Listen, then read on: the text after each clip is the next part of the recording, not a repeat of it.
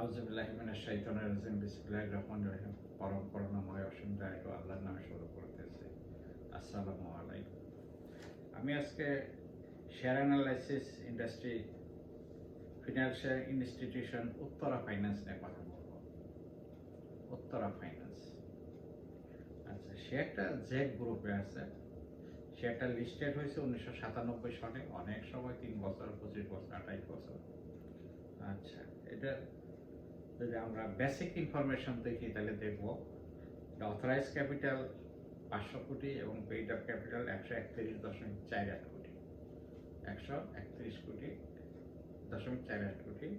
এটা যদি আমরা ট্র্যাক রেকর্ড দেখি তাহলে আমরা দেখব বিগত 5 বছরের ট্র্যাক রেকর্ড খুবই খারাপ, তার আগের ট্র্যাক রেকর্ডগুলো ছিল খুবই ভালো।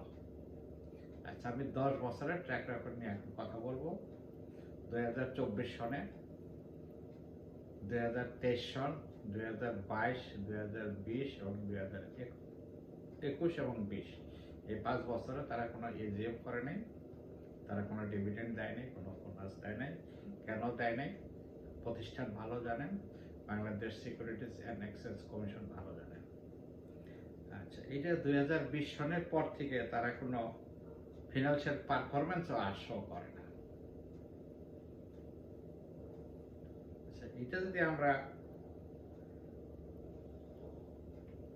আদার ইনফরমেশন দেখি তাহলে আমরা দেখবো স্পন্সরদের কাছে শেয়ার আছে 44.44, প্রায় 45%। গভর্নমেন্ট কোনো হোল্ডিং নাই। ইনস্টিটিউশনাল হোল্ডিং হলো 32.40। ফরেন হোল্ডিং ইনভেস্টমেন্ট হলো 7.82 এবং পাবলিক হোল্ডিং হলো 15.34। কম্বিনেশনটা খুবই ভালো, খুবই ভালো। লাস্ট ট্রেডিং প্রাইস গেছে তাদের 12.90 টাকা, 10 টাকা শেয়ার 12.90 টাকা। আচ্ছা, আমি তো 2024 থেকে 2020 5 বছর পর্যন্ত এটার ট্র্যাক রেকর্ড বললাম। একটা 2019 সন থেকে আমি শুরু করব, যখন তারা রেগুলার এজিএম করত। আচ্ছা, 2019 সনে তারা 15% ক্যাশ ডিভিডেন্ড দিছে এবং 5% বোনাস দিছে। 2018 সনে 20% ক্যাশ ডিভিডেন্ড দিছে। 2017 সনে 30% ক্যাশ ডিভিডেন্ড দিছে। 2016 সনে 30% ক্যাশ ডিভিডেন্ড দিছে। 2015 সনে 30% ক্যাশ ডিভিডেন্ড দিছে এবং 2014 সনে তারা 20% ক্যাশ এবং 10% বোনাস দিছে। এই যে 6 বছর, প্রত্যেক বছরে তারা ভালো কিছু দিছে। এই তাদের আগে রেকর্ড হয়ে আছে। তার পরবর্তীতে যদি আমরা দেখি 2013-তে তারা কোনো কিছু দেয় নাই। 2012 সনে 10% ক্যাশ ডিভিডেন্ড বোনাস দিছে। 2011 সনে 40% বোনাস দিছে। 2010 সনে 40% বোনাস এবং 3টায় একটা রাইট দিছে একবারে। এত ভালো একটা শেয়ার গত 5 বছর থেকে আমরা কিছু পাচ্ছি না, দেখছি না। আচ্ছা, সব কাজকর্ম কিন্তু চলতেছে এখানে। তাহলে ভালো একটা শেয়ারকে আমরা গলা টিপে হত্যা করেছি। আচ্ছা, এই দীর্ঘ কয়েক বছর ভিতরে তারা কোনো ফিনান্সিয়াল ইনফরমেশন আমাদেরকে দেয় নাই, কোনো হোল্ডিং ইনস্টিটিউশন ফিনান্সিয়াল পারফরমেন্স কি আমরা জানি না। কিন্তু এদের বোর্ড অফ ডাইরেক্টরস আছে, ম্যানেজিং ডিরেক্টর আছেন, এক্সিকিউটিভ আছেন, বোর্ড সেক্রেটারি আছেন। তার প্রমাণ আমি কিছু আপনাকে বলি। আমরা ডিএসসি ওয়েবসাইট থেকে আমরা ততটুকু দেখতে পাচ্ছি। 19/1/2025 সনে, 19/1/2025 মানে এই জানুয়ারিতে তারা বলছে তাদের এখানে একজন ম্যানেজিং ডিরেক্টর জয়েন করছেন। ভদ্রলোকের নাম ওয়ালিউল্লাহ, মিস্টার ওয়ালিউল্লাহ। আচ্ছা, তার আগে কেউ হয়তো ছিলেন, ওই একটু জিনিসটা নেই, XYZ কেউ ছিলেন। ধরে নিলাম উনি জানুয়ারির 19 তারিখে আসছে। ফেব্রুয়ারি, মার্চ, এপ্রিল, মে, এই 5 মাস কেউ। আচ্ছা, তার আগে দেখা গেছে আমরা দেখছি ওখানে 7/10/2024 সনে কোম্পানির সেক্রেটারি জয়েন করেছেন মিস্টার আতাউর রহমান FCS। উনি অ্যাকাউন্টসের লোক, উনি ভালো জানেন। আচ্ছা, তার আগে একটা স্টেট আছে, এখানে নিউজ একটা আছে 16/7/2023 নতুন একটা ডাইরেক্টর নিয়োগ হয়েছে। আচ্ছা, তার আগের একটা নিউজ আছে 25/6/2023 একজন ডিরেক্টর রিজাইন করেছেন। সেই ডিরেক্টররা বাংলাদেশ ব্যাংক মনোনীত ছিলেন, তারা স্পন্সর ডাইরেক্টরের না, তারা মনোনীত। একজন চলে গেছেন, একজন আসছেন, ভালো কথা। ডাইরেক্টররা তো মিটিং করলে বেতন পান, মিটিং করলে ওই দিন তারা খানা দানা পান, কিছু সম্মানই পান। তো বোর্ড সেক্রেটারি এক চেয়ারম্যান, তার তো মাস গেলে মোটা অঙ্কের বেতন পান। তো ওনারা যে এখানে ক্ষমতায় আসছেন, ওনাদের তো প্রকাশ করা উচিত ছিল তাদের কি অ্যাক্টিভিটিস, তারা কি করতেছেন। আমরা তো শেয়ার হোল্ডার, জনগণ। ওনারা টোটাল হোল্ডিং এর 44% হোল্ড করে, বাকি তো 56% বাইরে আছে। তাদেরকে জবাবদিহি করা উচিত, তাদের কাছে জবাবদিহি করা উচিত।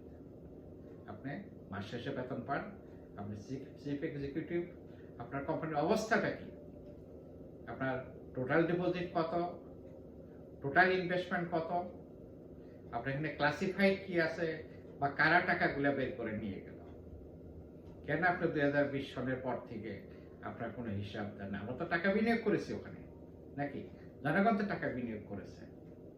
স্পন্সররা আসেন, ওনারা মিটিং করেন, ওনারা সম্মানী নিয়ে যান, ওনারা সুযোগ সুবিধা ভোগ করেন, ওনারা প্রয়োজন মতো ওনারা নিকটাত্মীয় স্বজনকে ওনারা নিয়োগও দিতে পারেন, ওনার প্রয়োজন মতো বদলিও করতে পারেন, প্রমোশন দিতে পারেন, ডিমোশন দিতে পারেন, অ্যাকশন নিতে পারেন, সবকিছু পারেন। কেন আপনারা একটা কাজ পারেন না? আপনাদের পারা উচিত, আপনাদের পারতে হবে। আপনারা যদি না পারেন মনে করেন, তাহলে আমি বলবো যারা বিনিয়োগকারী আছেন তারা একজন উকিল নোটিশ করেন, তাদের বিরুদ্ধে কেস করেন, তাদেরকে বাধ্য করেন তাদের স্টেটমেন্ট দেওয়ার জন্য, তাদের অবস্থা জানানোর জন্য। তারা ডিএফসি ওয়েবসাইটে দিবে, অথবা তারা দৈনিক পত্রিকা যেগুলো আছে সেখানে দিয়ে তাদের বর্তমান অবস্থাটা কি সেটা প্রকাশ করতে বাধ্য থাকবেন, করতে হবে। কেন করেন না? কোথায় সমস্যা আমরা জানতে চাই। এত ভালো মানের একটা শেয়ার গত 5 বছর থেকে আপনি না কোনো এজিএম করেন না, কোনো হিসাব দেন না, তাহলে আপনি কি পাইছেন এখানে? কেন আপনার এখানে থাকেন?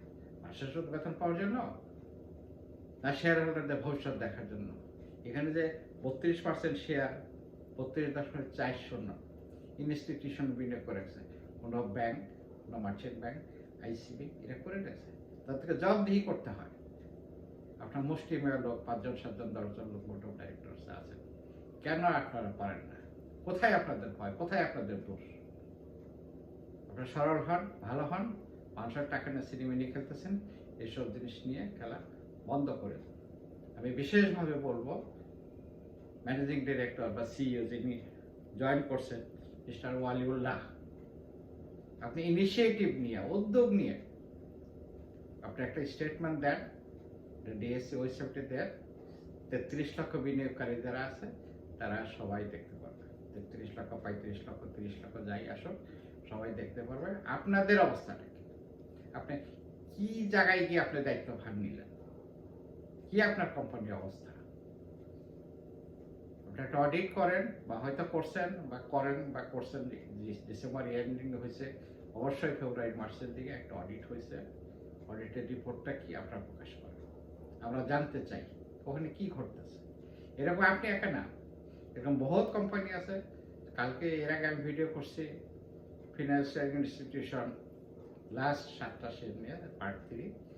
7টা শেয়ারের মধ্যে একটা বাদ দিয়ে বাকি 6টা শেয়ার যে গ্রুপে তারা এজিএম করেন না, তারা টাকা নিচ্ছেন, তারা বোর্ডে আছে, ম্যানেজমেন্ট আছে।